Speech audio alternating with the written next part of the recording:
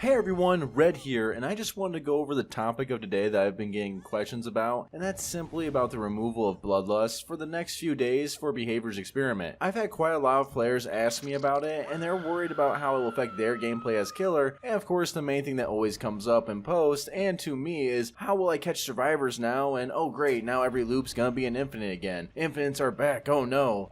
It's really not that big of a deal, but for those of you who don't know what Bloodlust is, it's a buff that a killer gets when in chase. Every 15 seconds in chase will grant a stage in Bloodlust up to 3 stages. While in Bloodlust, a killer's movement speed will be increased by 0.2 and stack up to a 0.6 when Bloodlust 3. Losing line of sight for too long, breaking, or being hit by a pallet, or even using your killer power will actually break you out of Bloodlust and reset the counter to 0. Bloodlust was brought in a long time ago when there was still strong vault loops that were essentially considered infinites, as the killer could never really gain enough distance to catch up to a survivor running that said loop. But since then though, Behavior has done a really great job with numerous updates to maps and loops in them, which has really removed almost every infinite in the game and made majority of the loops much better overall. Now here comes the brutal truth about the statements currently being made on the post and to me for anyone who's asked me. If you are relying on getting Bloodlust 2 or 3 to end a chase, you are making a lot of mistakes and probably spending way too much time on those chases. I believe that in a game, if you are making poor choices, you should be punished for those choices. If a survivor is doing well at a loop and outplaying you, the game should not reward the killer to a point where it's impossible for the survivor to not get hit. A lot of newer killers or killers who make a lot of mistakes are going to notice this change for the next few days, but more experienced killers really shouldn't notice much of a change in their games, if any at all.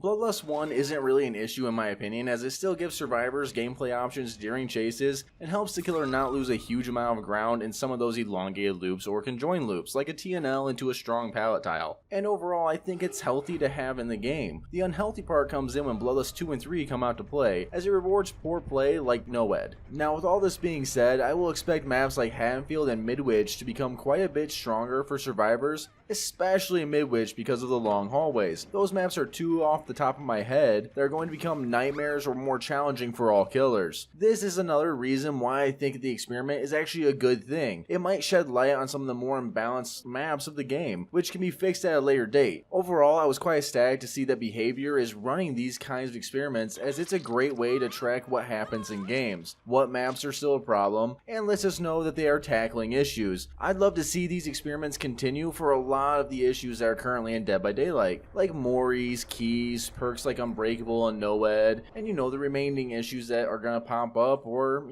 I might not have thought of. But the best part about all of this is that we as a player base are being told this in advance, and this is a huge respect bonus from my viewpoint, as Behavior has been known to just pop in changes randomly without any prior knowledge to the community, and there have been plenty of uproars for that, and well, they were well earned. We as a community though should definitely be praising open dialogue and pre-testing from the staff at Behavior, and I think this is a great start in the right direction for Behavior and the communication line for us with them. Those are just my thoughts on the experiment and Bloodlust as a whole, but what do you think? Let me know down in the comment section below. I hope you all continue to dominate in your games, and until next time, I'm Red, and I'm signing off.